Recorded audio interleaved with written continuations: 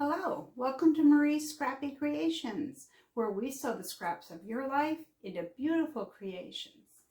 This week, I'm basically doing a request. I've had actually quite a few requests for sewing scraps together into a quilt block. And there are many ways to do them. There are crumb blocks and crazy blocks and log cabin blocks, and the list goes on. I'm in a group that we swap 2 blocks every month, and it's a crazy block swap. And during this video, I'm going to show you some. This is the one we're going to make today. Isn't that adorable? You see that flower in the center? Isn't that beautiful? I love it. So I'm going to show you how to make this. Everything will be laid out on the table. I'll show you everything I'm going to use. The only thing I forgot to tell you about was my clapper, which if you were with me last Wednesday, I showed everyone the clapper that my son had gifted to me, and he does sell them. If you're interested, I'll leave a link below. You can buy them other places. I'm just throwing that out there as a suggestion. I don't know how I got by without mine, seriously. But this week we're going to make these crazy blocks. And I also wanted to say that, you know, if you wanted to make this for a child, just use children's scraps. You can use anything that you have, any width, any length, you can make it work. So let's get started on this. So what I have here is a variety of just strips that were left over from just different things. They are not the same width, they're not the same length. I have some that are 2 inches, some 2 1/4, some 2 3/8. It really doesn't matter. In fact, you could go with some really narrow ones or some really wide ones. It's crazy quilting. It doesn't matter what you use. You could even take crumb scraps and piece them together into strips to make a crazy quilt. In fact, I think it would add a lot of beauty to it, a lot of color. I have these colors out, let's see, because I chose this as my center. Now, I'm going to use the flower in the center, but I also want to keep some of the colors that are around the flower. So normally how I do it is I theme each block. Now you don't have to do this. You can do it however you want to. But the basis for a crazy block is making a 5-sided shape to begin with. So what I do is I make a 4-sided shape, and it doesn't have to be even. I'm being really particular here because I'm showing you guys, but I'm going to make first a 4-sided shape because it can be just this easy. And then let's see, which one do I want to lop off? I'm gonna make it a little uneven. I'm saving all these scraps. So it can be as simple as that. That's a 5-sided piece. And that's fine, but I think I'm going to come up here a little bit and make this a little smaller. And some of my smaller scraps, I'm going to make postcards from. All right, so that's my only garbage from there. Okay, so I have a 5-sided shape. So we are going to build on that. And all I did when I ironed these scraps was I chose colors that had this. Now, I don't need to do that. In fact, most times when I make a Scrappy crazy block, I don't match anything. I just find something that I think of as eye candy for the center. Sometimes I've used a picture of a teddy bear. You can use whatever you want. This one's a flower. So we're going to build. You can go clockwise or counterclockwise around. I think I'm going to take a little bit more off that shape. Sometimes I make it look like the shape of a house. I'm just kind of worried about the long side because you don't always want a long side. There, that will help a little bit. So what I'm going to do is I'm going to choose one place to start. And there is no rule of thumb. You can start wherever you want. But let's say we're going to start here. We're going to put this down right sides together. And I'm going to put a pin in it. But before I go any further, I'm going to stop and show you what you want to make sure of. This is the only thing you need to be careful of when sewing a crazy block. You want to make sure that when you fold that back up, if you've got an angle this way or one coming this way, you want to make sure you have enough fabric right here that it's going to cover, because you're going to come back and you're going to even this up. Okay, so we're going to lay that down and I'm going to pin that, and then we're going to go to the machine. Okay, so before we get to that, I thought that I would share with you some crazy blocks. So the first thing I'd like to say is that I didn't make any of these. No, not a one of them. I'm in a group on Facebook where we swap blocks every month, and I always sign up for the crazy blocks because they're my favorite. I love scraps. Now this is what I received this month, which is, well actually it was for last month, March of 2022. Now my partner for this one, these were all reproductions. Look at what she used. Aren't those adorable fabrics? To me, they look like 1930s reproduction fabrics, excuse me, and I love them. And then she didn't know this, but I love roosters, and autumn's my favorite season, so she captured all that in one block. I have so many from over the last few years, and I really need to get busy and put these into a quilt, but I thought I'd show you some of them. Isn't that bright? I love all of them. And I love how some of the ladies sign these. This was done by a friend of mine, and I think that's just bright and beautiful. In fact, I thought it would look nice in a tote bag, you know, just to take it and make a tote bag. But these are some of the beautiful blocks that I've received over time. There's another beautiful one with bunnies and springtime colors, and we've got the leprechaun for St. Patrick's Day, and here's another beautiful one. Mothers know a lot, but grandmothers know everything. And the woman signed her name, city and state, and the year. It seems like I have a lot with rabbits, don't I? And then this one is the perfect example because it's just a little bit of everything. There is no real theme. We've got a fox and a soccer ball and flowers and stars. And here's one from New York. See, here's another one. It's not really a theme, but they're beautiful because they're scrappy. Oh, there's a Christmas one. That one's beautiful. Oh, I know which ones are coming up. Look at these. This would make a good tote bag too. You've got the cat and then the dog, because this partner, you have to send 2 blocks with each swap. So my partner had sent me 2 red blocks. Oh, and there's another one that's adorable. So as you can see, there are a lot of different sizes and, you know, just the width and everything that people use on these. There is no hard and fast rule as to what you need to do. Whatever scraps you have dictate what you do. Here's a perfect use. You see how they started in the center.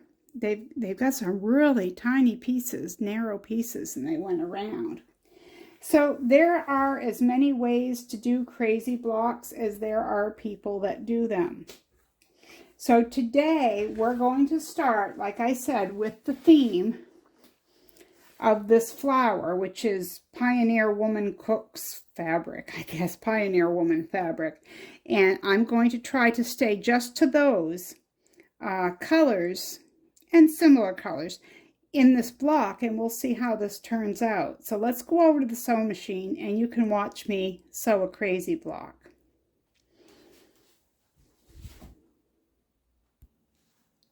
So here we are at the sewing machine. I have my stitch length at 2.5. I have some gray thread in the top, some green in my bobbin because we're sewing all these different colors.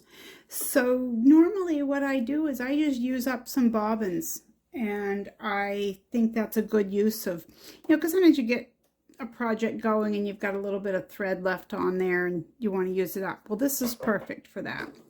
So you don't need to back stitch or back tack, whichever you want to call it, because you're going to be going over all these seams again. So once you've sewn, oh, I've got a long tail there. Once you've sewn across there, open it up and finger press.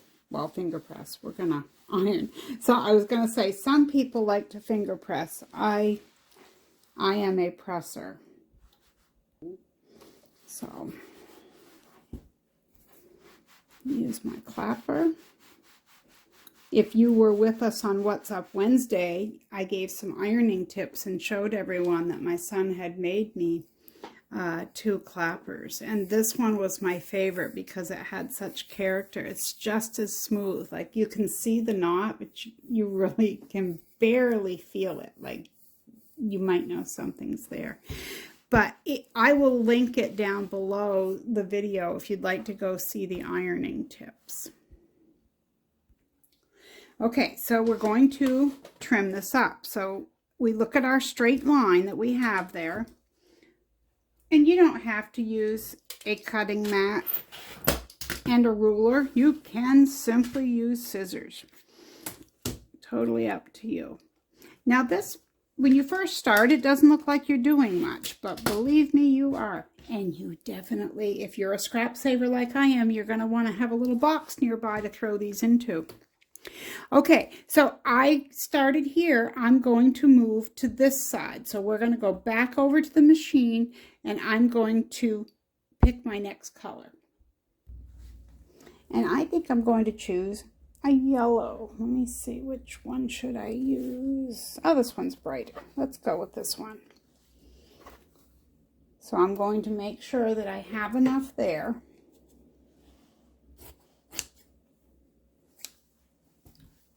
Going to put right sides together, right across where I just trimmed. And I'm going to sew with a 1/4 inch seam allowance. And this is what I'm going to continue to do, around and around.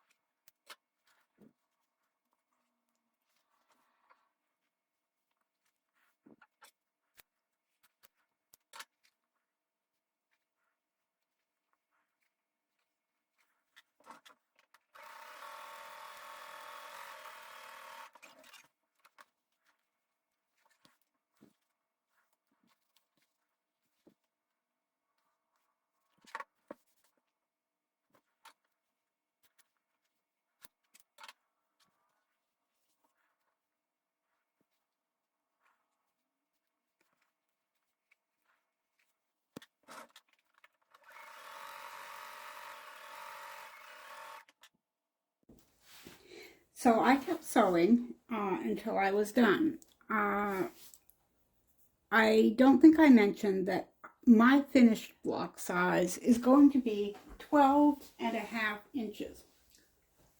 That's the size that our quilting group does. Look at these beautiful crumbs that I have left. Now these are crumbs. And you can make something from crumbs. I do it all the time. One of my first videos showed crumbs, but I'm going to do another sewing scrap together, crumbs together video. And then these are from the strips that I cut to go around that, to make that block. And of course, I am just going to continue to make blocks out of those strips, because I still have to make another one for my swap. But this is what I have. And you might think, wow, that's not even square. Well, remember, we started with that 5-sided shape. So of course, there's no way it's going to be square until we fix it. So I have, this is a Lazy Susan cutting mat, and it makes it easier to cut around a block such as this. Now if you see, I got all my seams going in one direction. I did mess up a couple of times, but it's different when I'm filming because I'm not using my rotary cutter and ruler to straighten my edges like I do normally. But for the sake of time, I wanted to be able to show you at the sewing machine. And I did. Okay, so this is my 12.5 inch ruler. Now there are a few different ways I could do this. I could bring it over here so my center is here. I could move it over a little bit, which is what I think I'm going to do. I want to get a little bit of this white with the red here, little bits of this color, and I like that polka dot up there. So I'm going to keep that, and I'm going to hold this down. And you know what we have here, don't you? We have some beautiful scraps here for next time.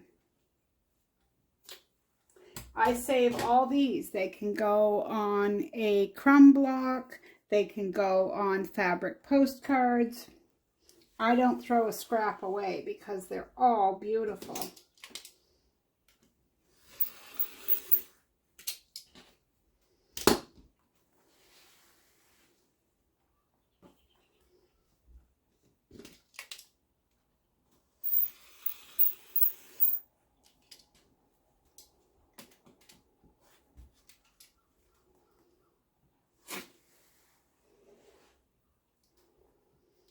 This cutting mat, this rotary or Lazy Susan cutting mat is just phenomenal. My daughter bought it for me for Christmas a few years ago. Okay, you ready? Oh, look at that. Isn't that beautiful? So we've got a lot of color in just a little bit of space. And if you've been watching me all along, or maybe just a couple of videos, you know I love scraps. The more color, the better. Now, I did try to coordinate the colors that were in this center and kind of coordinate them this way. The next block that I do for my partner, because as I said, we swap too, but the next one that I do, I'm not going to do that. I'm just going to use what I call an eye candy for the center. I'm going to find something, and I'm just going to use whatever colors. In fact, I'm going to use a lot of these that I have left over from this block. So the key points of this are, there are a lot of different ways to make a crazy block. The way I first learned, I used a piece of fabric underneath, and I attached the pieces one by one to that fabric. It makes for a warmer quilt. It stabilizes all your pieces as you go, you know. But there are a lot of different ways you could do this. And with traditional crazy quilting, once they got everything together, or maybe they did it block by block, there again, more ways to do it, but you could certainly take your machine or your hand and do decorative stitches. You could add rickrack, you could add lace and buttons, anything like that that you'd like to do. Another idea, if you were making a whole quilt out of these, is maybe you want to put the same fabric in the center. Because if you think about it, a log cabin is basically a red center, and then they work out around with strips of straight fabric. They just don't start with a 5-sided one like what we did. So there are a lot of different ways to do it, and this is only one. I've actually had a lot of people ask me about working with scraps and crumbs, and so this is just the first video showing that, because I know there's a lot of you out there who have the scraps and who like to quilt. And if you've never tried a crazy quilt, it's a great way to use up your scraps. Just perfect. I hope you didn't mind watching me sew. That's kind of the first time I've filmed and done it in that manner. On double or triple speed, whatever I'm going to use. I'm not sure yet. But so our creative word of the day is going to be flower. And if you're not familiar with what our creative word of the day means and you're new, if you use the word of the day in the comments section below this video, your name goes in for a monthly drawing where I choose a name and whoever wins gets a free gift that's handmade by me. So Nancy won last week, so we've got 3 more weeks to go. It's always the first Wednesday of each month that I draw the name. So the creative word of the day, again, is flower. Use it in the comments below and your name goes into the drawing. And I want to thank you for hanging out with me today. I wanted to do something easy, not really a project, nothing with zippers, anything like that. Show you how to use up some of your scrap strips, and thought we'd just hang out for a little while in the sewing room. So until next time, take care, be safe, dig into that scrap pile and keep sewing. And I'll see you for What's Up Wednesday. Hopefully I've got a lot more baby items sewn because that baby shower's coming right up. Okay, see you all then. Bye-bye.